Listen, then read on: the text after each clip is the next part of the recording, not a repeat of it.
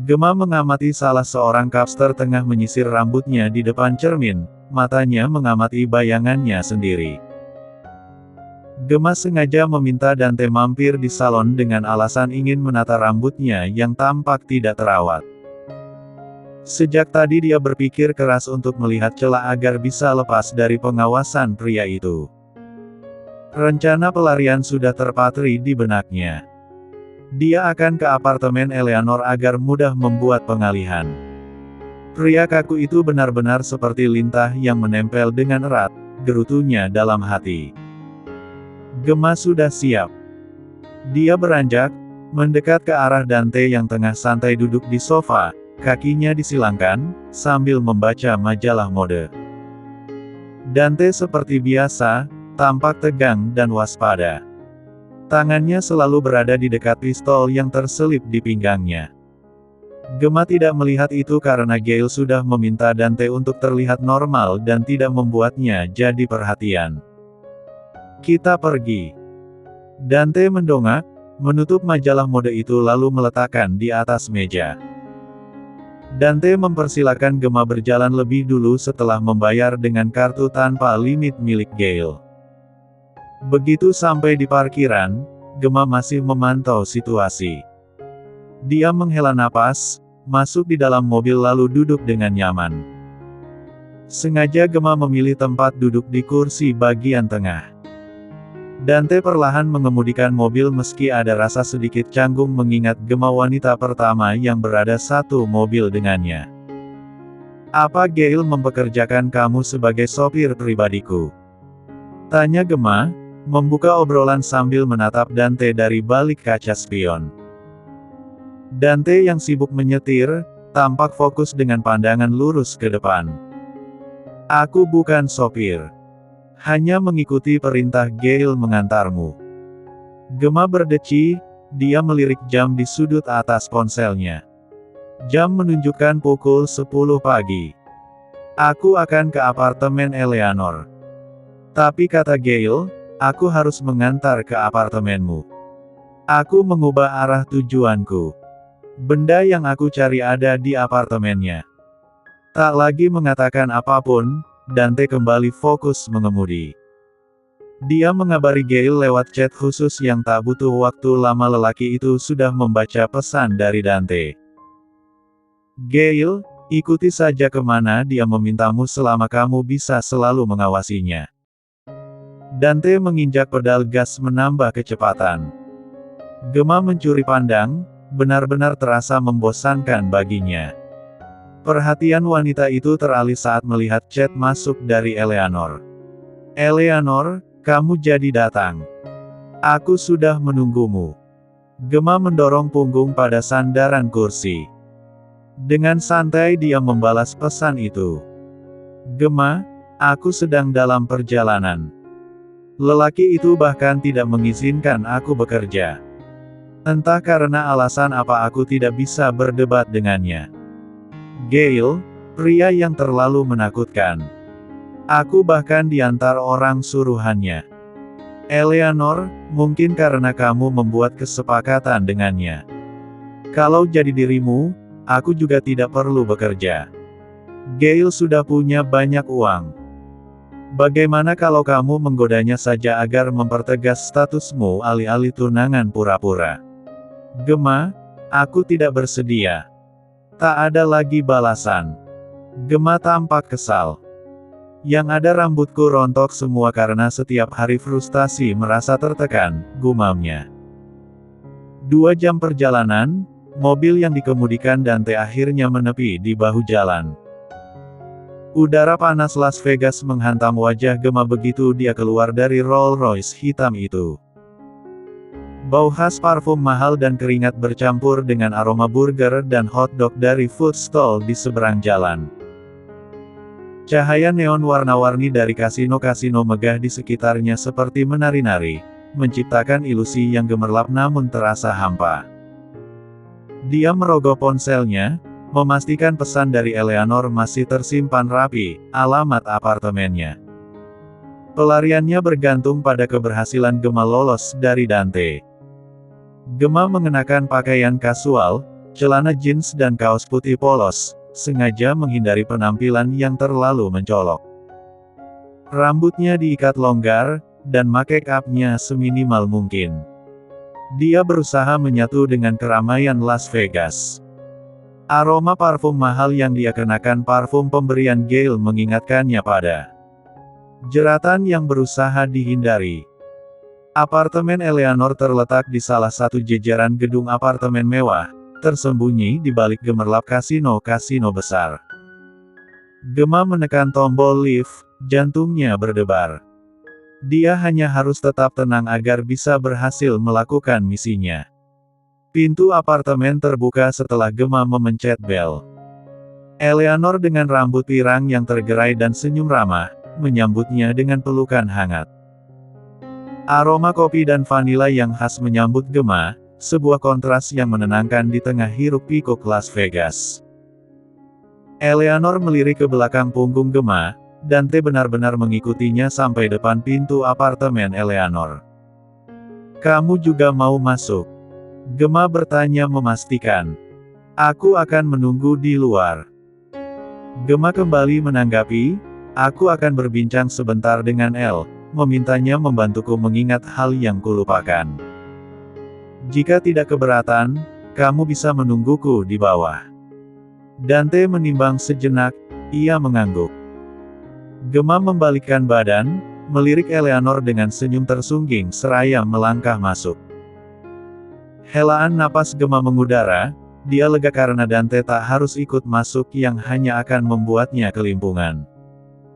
"Wah, aku bahkan ikut berdebar. Gail memang benar-benar mengawasimu. Seperti katamu. Aku merasa seperti tahanannya sekarang."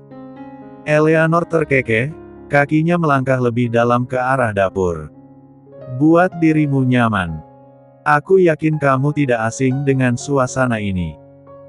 Gemma mengangguk, matanya mengamati setiap sudut apartemen. Apartemen itu modern dan minimalis, dengan jendela besar menawarkan pemandangan kota Las Vegas yang menakjubkan. Suasana yang tenang dan nyaman, jauh berbeda dengan ketegangan yang baru saja dialami. "Kamu sungguh tidak mau memikirkan usulku di pesan tadi?" Eleanor menyodorkan segelas air dingin. Gemma menerimanya, meneguk hingga habis. "Jangan buat usiaku pendek, Elle. Saranmu adalah bencana." Eleanor tertawa, dia mendekatkan wajahnya. "Tanggung sekali kalau cuma status tunangan pura-pura.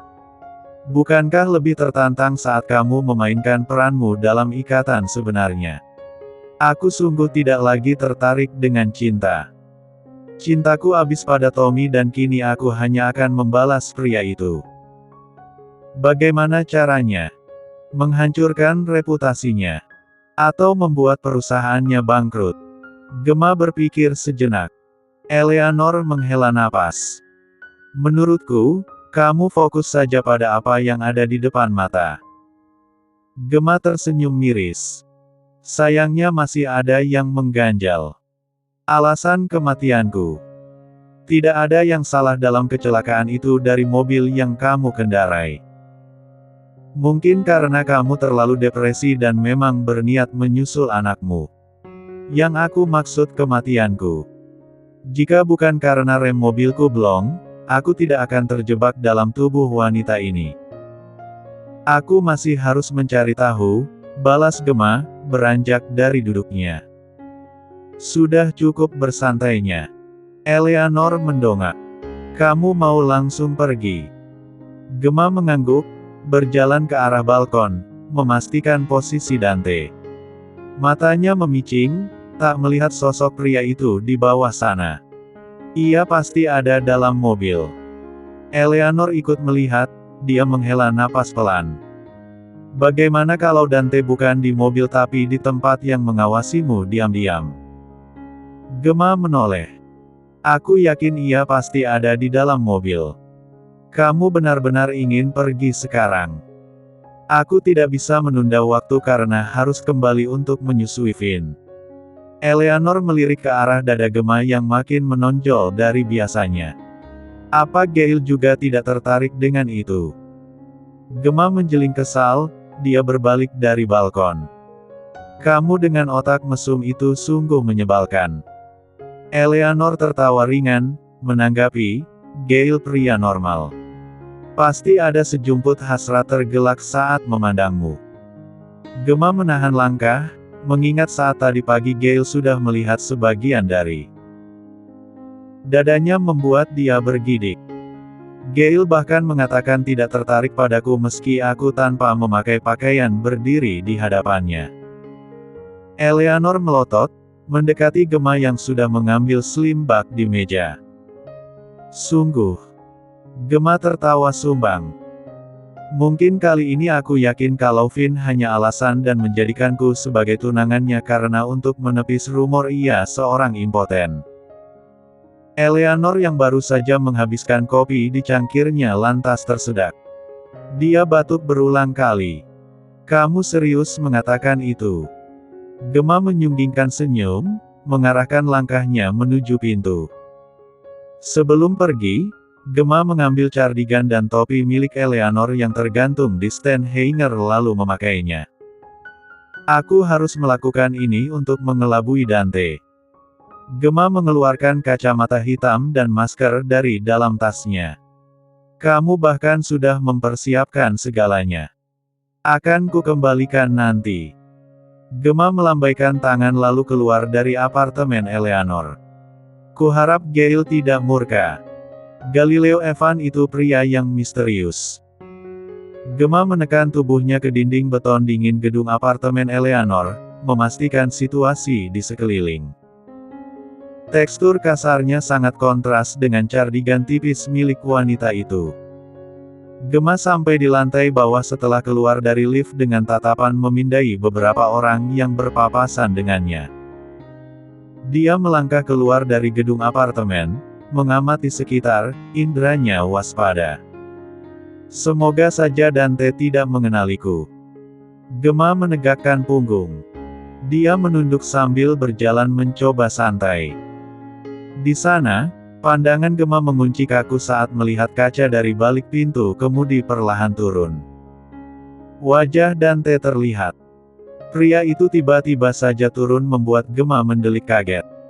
Oh, Lord. Mati aku. Gemma bisa merasakan nadinya berdenyut. Dengan menepis ketegangan yang mendebarkan, Gemma berjalan lurus, mereka berpapasan tanpa Dante sadari itu adalah Gemma.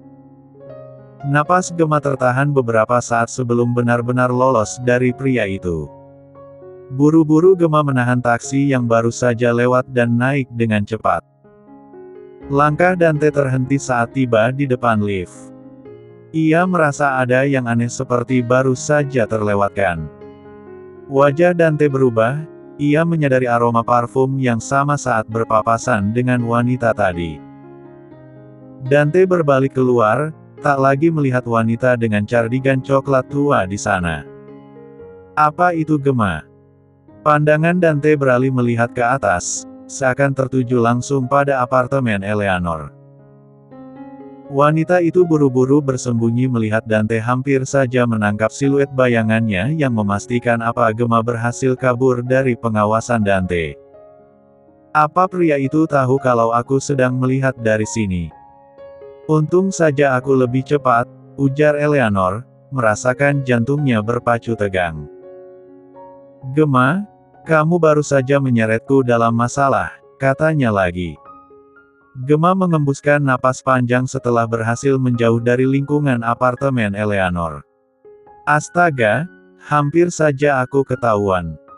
Tadi itu nyaris sekali.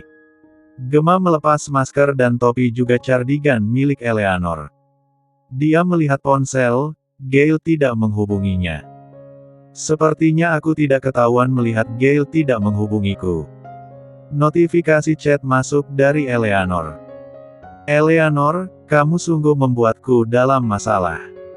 Pria itu sepertinya tahu kamu tidak ada di apartemenku. Aku melihat mobilnya baru saja pergi. Gemma tersenyum tipis, segera membalas. Gemma, aku tidak yakin karena Gail tidak meneleponku. Mungkin ia pergi karena ada urusan mendesak.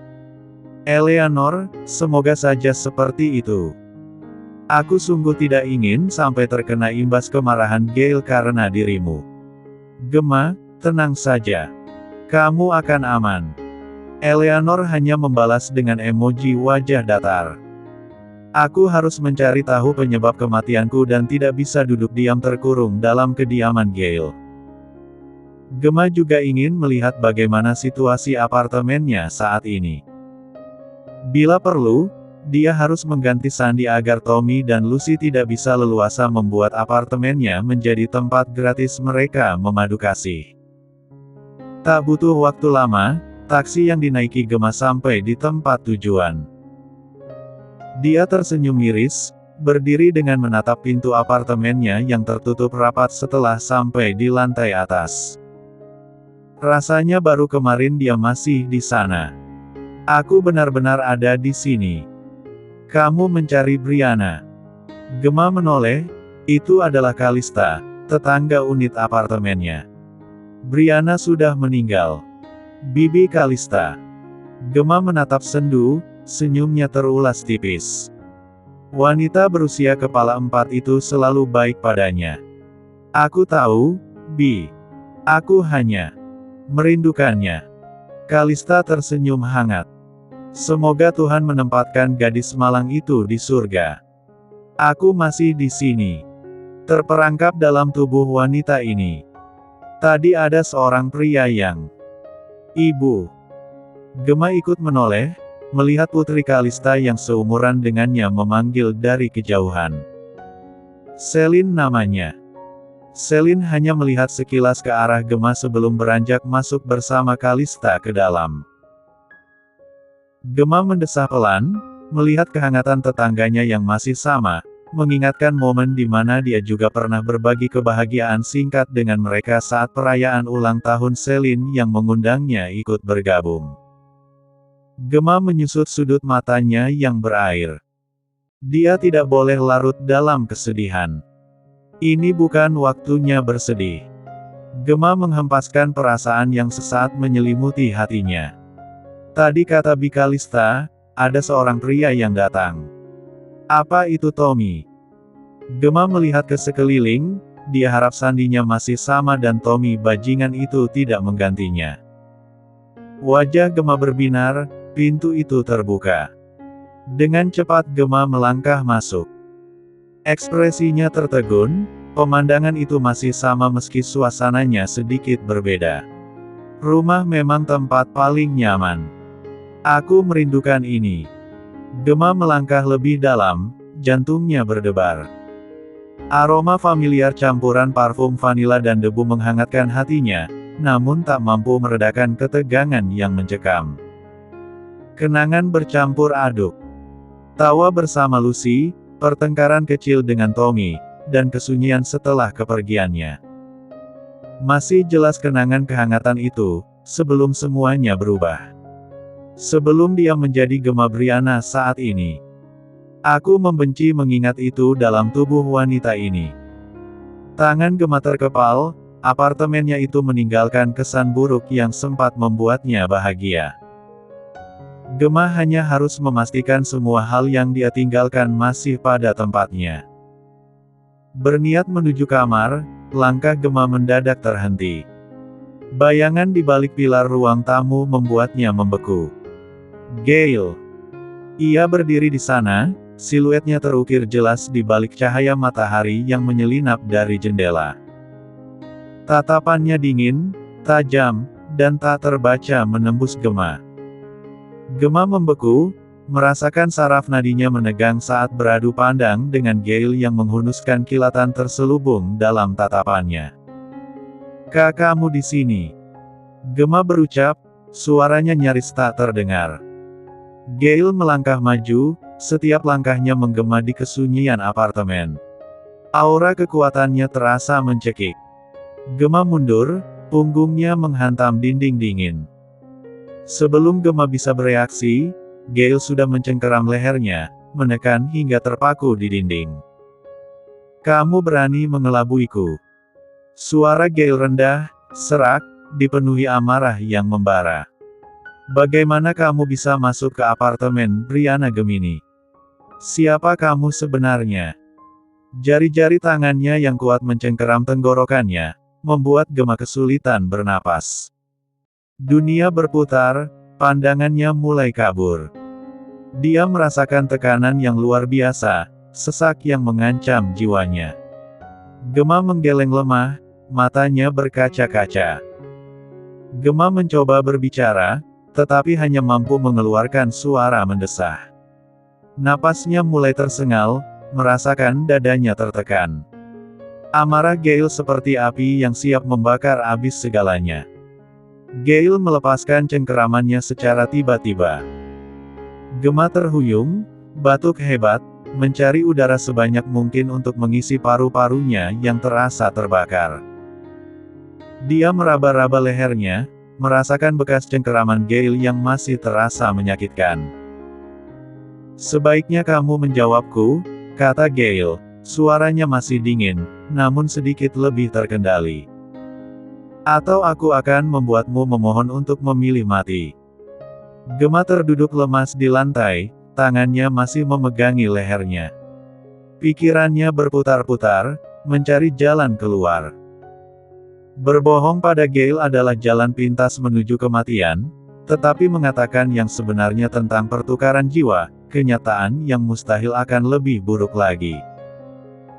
Gale akan menertawakannya keluar dari ruangan, atau bisa saja memenjarakannya di sel khusus. Aku terjebak. Entah bagaimana Gale bisa masuk ke sini, aku harus pikirkan sesuatu. Gale seperti predator, mengamati, menunggu. Gemma merasakan sensasi kekuasaan yang terpancar dari lelaki itu. Kepanikan mengancam untuk mengalahkannya, merasakan gelombang dingin menyapu tubuhnya. Dia harus berpikir cepat dan mengendalikan situasi. Matanya tertuju pada kotak kecil di meja kopi hadiah dari Tommy. Sebuah ide nekat muncul di benaknya, satu kesempatan terakhir. Tommy alasanku satu-satunya. Setidaknya Gemma harus menjelaskan pada Gale dengan cara yang tidak akan langsung membunuhnya. Adrenalin melonjak di dalam diri, mempertajam inderanya, mendorong kembali gelombang ketakutan. Dia harus memainkan kartu ini dengan sempurna. Nyawanya bergantung padanya. Tommy, ayah dari bayiku yang sudah tiada. Gemma berucap lirih, suaranya masih bergetar. Ini adalah kebohongan, satu-satunya yang bisa dia pikirkan saat ini. Gale melangkah mendekat, tatapannya sulit diartikan. Ada kilatan emosi yang tak terbaca di matanya.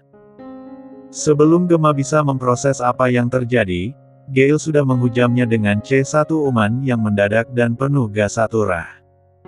C1 Uman yang menghentikan detak jantungnya, menghilangkan semua rasa takut dan kepanikan.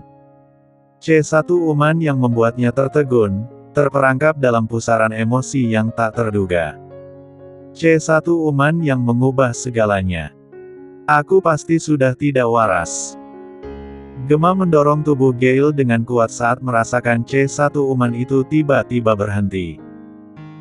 Dada Gemma naik turun, merutuki apa yang baru saja dia lakukan. Melihat sorot mata Gale yang tidak seperti biasanya tajam dan misterius, membuat Gemma bersikap waspada.